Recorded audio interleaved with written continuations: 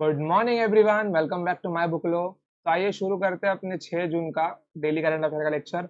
आइए तो देखिए आज का क्वेश्चन नंबर 1 क्या है। क्वेश्चन नंबर 1 लिखा है आईबीएस जूडो ग्रैंड प्रिक्स में किस देश ने अपना पहला पदक जीता है।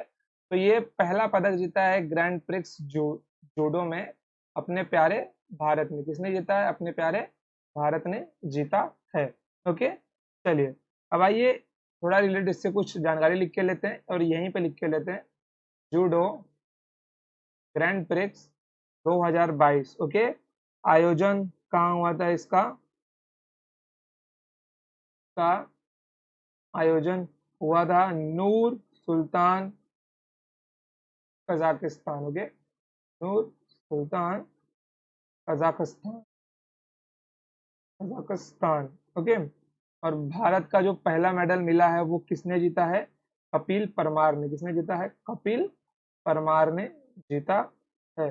ओके, चलिए क्वेश्चन नंबर 2 देखिए, which state government has decided to abolish the physical stamp papers and launch e stamp facility. किस राज्य सरकार ने भौतिक स्टैम्प पेपरों को समाप्त करने और ई स्टैम्प सुविधा शुरू करने का निर्णय लिया है? तो निर्णय लिया गया है पंजाब सरकार द्वारा।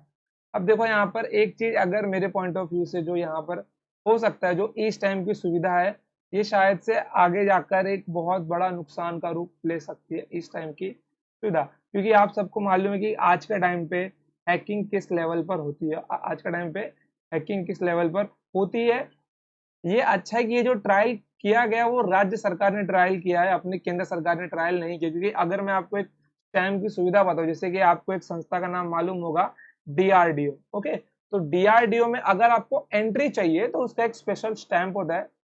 ओके, डीआरडीओ में अगर आपको एंट्री चाहिए तो उसका एक स्पेशल स्टैम्प होता है। ओके, और वो स्टैम्प सिर्फ एक ही होता है पूरे दुनिया में, वैसा दूसरा कोई स्टैम्प होता है ना, उसका कार्बन कॉपी होता है कहीं पे भी। तो उस स्टैम्प की कॉपी कर पाना बहुत ही मुश्किल होता है। इसलिए डीआरडीओ में कोई भी बिना मतलब कि जो भी लेटर आएगा उसके ऊपर ये स्टैम्प होना जरूरी। जैसे कि आप अगर डीआरडीओ गेट पे हो और आपको अगर एंट्री चाहिए तो सबसे पहली क्या होगी, या तो डीआरडीओ के आप एम्प्लॉय हो तो ठीक है, बट अगर आप बाहर के कोई व्यक्ति हो और आप डीआरडीओ में जा रहे हो तो आपको उसके लेटर के ऊपर ये स्टैंप होना बहुत जरूरी, क्योंकि वहां पे आपको लेटर दिखाना पड़ता है कि आप किस काम के लिए वहां पर जा रहे हो। ओके, तो ऐसे स्टैंप से क्या होता है, सिक्योरिटी थोड़ी अच्छी होती है क्योंकि उसको वहां पर डिजिटली स्कैन किया जाता है। ओके, डिजिटली उस स्टैंप को स्कैन किया जाता है। बट जो आपका जो ई स्टैंप होगा, ई स्टैंप में क्या होता है, शायद यहाँ पर इस स्टैंप को हैक हो सकता है कि आपके जितने भी डॉक्यूमेंट्स वगैरह होंगे स्टैम्प को हैक होके उसके ऊपर वो फेक स्टैम्प लगाया जा सके। ओके, तो ये एक ट्रायल है, देखते हैं ये ट्रायल कितना सक्सेस होता है। ओके, ये अगर सक्सेस हो गया, सिक्योरिटी वगैरह अगर बहुत टाइट हुई इसको लेकर तो कोई दिक्कत नहीं आएगी। चलिए क्वेश्चन नंबर 3 देखिए, Which Indian chef has ranked among the top 10 global chefs in the world by Gazette Review? Gadget review द्वारा किस भारतीय शेफ को दुनिया के शीर्ष 10 वैश्विक शेफ में स्थान दिया गया है? किसको दिया गया है? विकास खन्ना को दिया गया है। किसको दिया गया है? विकास खन्ना को दिया गया है। चलिए क्वेश्चन नंबर 4 देखिए, India has signed an MOU to enhance bilateral corporation in youth matters with which country. भारत ने किस देश के साथ युवा मामलों में द्विपक्षीय सहयोग बढ़ाने के लिए एक सहयोग ज्ञापन पर हस्ताक्षर किया है? किस देश के साथ किया है? सेनेगल के साथ किया है। ओके, सेनेगल के साथ किया है। ओके, कोई दिक्कत आपको इसके अंदर? कोई दिक्कत नहीं है। चलिए बढ़ते हैं आगे। Which institution has launched portal to simplify process of teacher education program? शिक्षक शिक्षा कार्यक्रम की प्रक्रिया को सरल बनाने के लिए किस संस्था ने पोर्टल लॉन्च किया है? किसने लॉन्च किया है? National council for teacher education. National council for teacher education. अब देखो, अब ये लोग ने जो संस्था लॉन्च किया है, ये लोग ने जो संस्था ने जो ये पोर्टल लॉन्च किया है, ये पोर्टल तब तक कार्यकारी सिद्ध नहीं होगा जब तक ये लोग खुद का स्टूडियो लॉन्च नहीं करते। ओके, आप कितने ही पोर्टल बना लो जिसके ऊपर आके टीचर सिखाएंगे, अच्छे से सिखा पाएंगे, लेकिन जब तक आपका खुद का स्टूडियो नहीं होगा तब तक ये पोर्टल किसी काम का नहीं है। और ऐसे ही मुझे पूरी उम्मीद है कि ये जो पोर्टल बनाया जाएगा, ओके, जो पोर्टल लॉन्च हुआ है, इसके अंदर फ्यूचर में अपग्रेड करके इसको एक स्टूडियो में भी कन्वर्ट किया जाएगा, कि आज आपको मालूम है एजुकेशन का लेवल कितना अच्छा होना चाहिए। कम से कम अगर देखो, अगर मैं एक कॉलेज की बात करता हूँ, जैसे कि आपने ऑनलाइन लेक्चर्स वगैरह बहुत देखे होंगे, आपने लॉकडाउन में अगर खुद आप ग्रेजुएशन के तो आपने खुद देखा होगा आपका टीचर किस क्वालिटी के लेक्चर आपको प्रोवाइड कर रहा है। 90% में तो क्वालिटी बहुत ही घटिया थी, ओके, क्योंकि उसमें क्या था, टीचर फेस अपना दिखा रहा है, पीछे घर का माहौल है, एजुकेशन का कोई बैकग्राउंड नहीं है, ना ही एटमोसफेयर बन पा रहा है। बट वहीं अगर मैं बात करूँ तो एक कॉलेज आराम से 7 लाख रुपीज तक बियर बियर कर सकता था। क्यों? क्योंकि 7 लाख में एक अच्छा खासा स्टूडियो बन जाता है, 7 लाख रुपीज में एक अच्छा खासा स्टूडियो बन जाता है, फिर भी किसी ने ऐसी जहमत नहीं उठाई, ओके। तो बात वही है, पोर्टल लॉन्च करने से अच्छा है कि उसकी हम लोग क्वालिटी पे ध्यान दें, कि क्वालिटी ऑफ एजुकेशन कैसा दिया जा रहा है। चलिए, who has been appointed as a new director general of the Bureau of Civil Aviation Security BCAS, नागरिक उड्डयन सुरक्षा ब्यूरो BCAS के नए महादेशक के रूप में किसे नियुक्त किया गया है? बताइए किसे नियुक्त किया गया है? ये नियुक्त किया गया है जुल्फिकार हसन को, ओके। किसको नियुक्त किया गया है? जुल्फिकार हसन को नियुक्त किया गया है। चलिए, क्वेश्चन नंबर 7 को देखिए, who will be continue as a UNICEF goodwill ambassador for 20th year? 20वें वर्ष के लिए यूनिसेफ के सद्भावना राजदूत के रूप में कौन बना रहेगा? बताइए कौन बना रहेगा? सचिन तेंदुलकर। कौन है वो? सचिन तेंदुलकर है।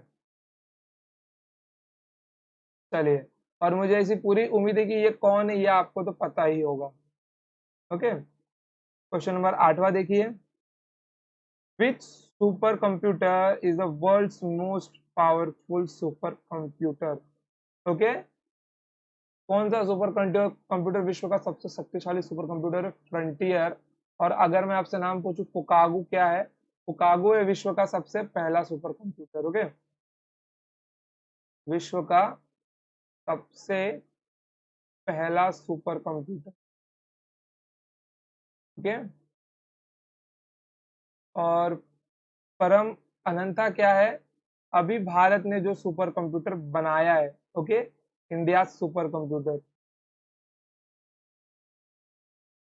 India super computer. मेरा आपसे सवाल है, बताइए इंडिया ने जो पहला सुपर कंप्यूटर बनाया था, उस सुपर कंप्यूटर का नाम क्या था? उसका नाम क्या था? परम 8000। क्या था उसका? परम 8000। चलिए, क्वेश्चन नंबर 9 देखिए, 59th महाअधिवेशन of the Akhil Bharatiya Ayurveda Mahasammelan has inaugurated in which of the following city? Akhil Bharatiya Ayurveda महासम्मेलन के 59th महाअधिवेशन का उद्घाटन निम्नलिखित में से किस शहर में हुआ है? यह आपका हुआ है उज्जैन शहर में। कहाँ पे हुआ है? उज्जैन शहर में हुआ है, ओके। आइए थोड़ा इसके बारे में लिख के लेते हैं। चलिए, तो ये जो आपका आयुर्वेद महासम्मेलन हुआ है, आयुर्वेद महासम्मेलन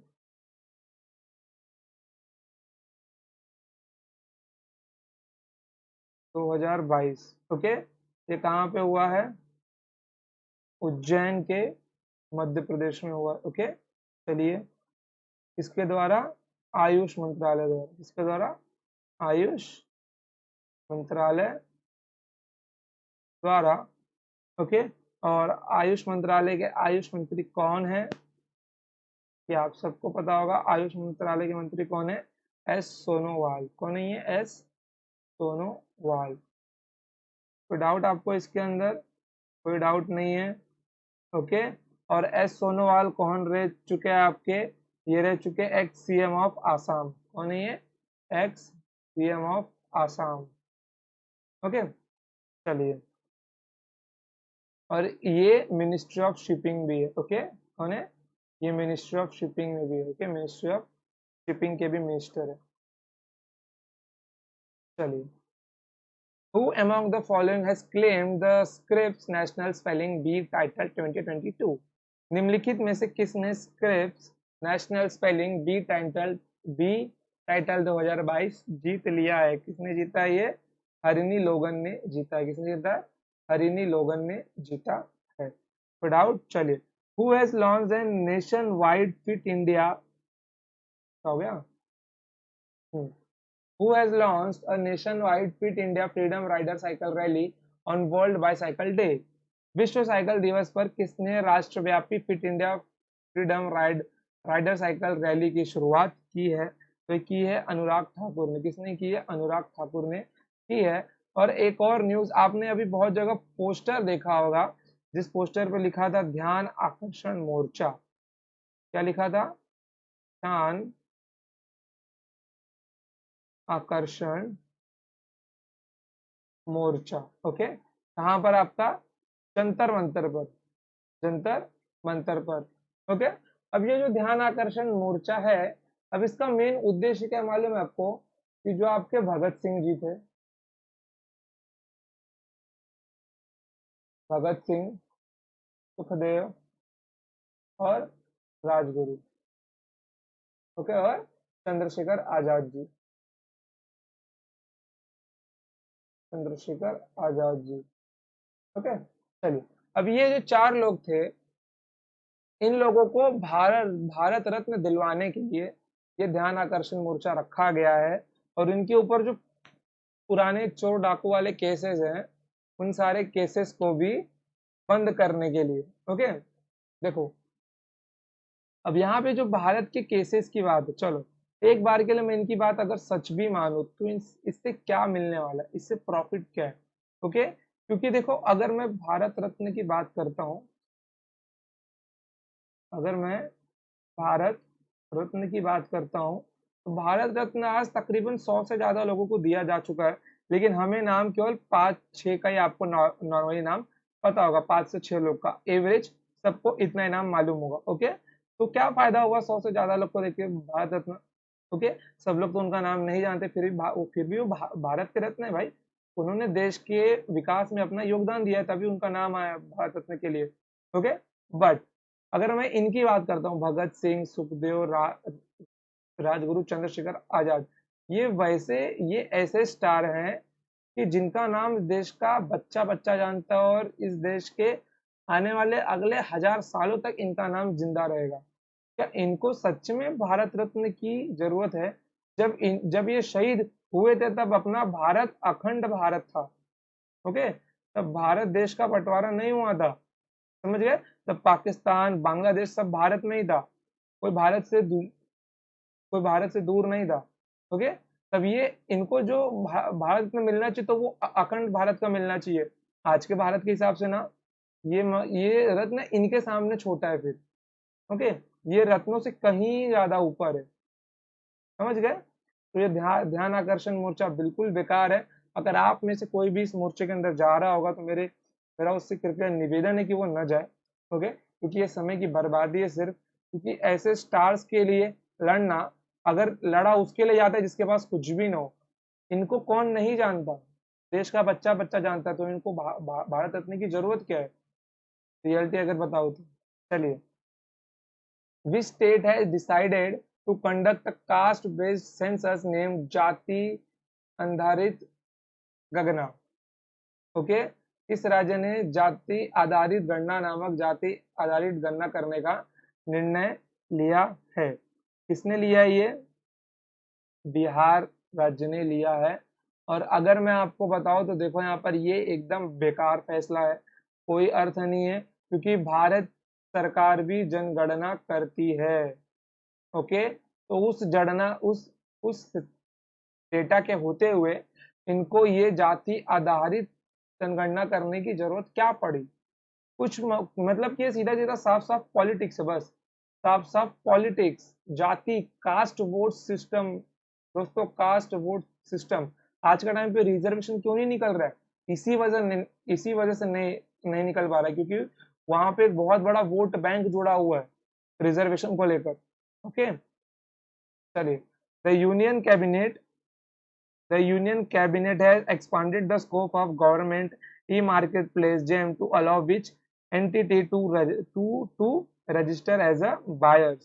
केंद्रीय मंत्रिमंडल ने किस इकाई को खरीदारों के रूप में पंजीकृत करने की अनुमति देने के लिए सरकारी ई मार्केट प्लेस के दायरे का विस्तार किया है। किसने किया है? सहकारी समिति अर्थात कॉर्पोरेटिव सोसाइटीज ने किया है। ओके, चलो ओके चलो। सेबी के पूर्णकालिक सदस्य के रूप में किसने कार्यभार संभाला है? This is simple question and this is your last question and this is your homework question. Okay, this is homework question for you. इसका आंसर कमेंट सेक्शन में करना, बहुत ही सिंपल क्वेश्चन है बच्चों। ओके बच्चों, तो आज का लेक्चर में इतना ही लगता हूँ। मिलेंगे next time. Till then tata bye bye. जय हिंद, जय भारत, लव यू ऑल।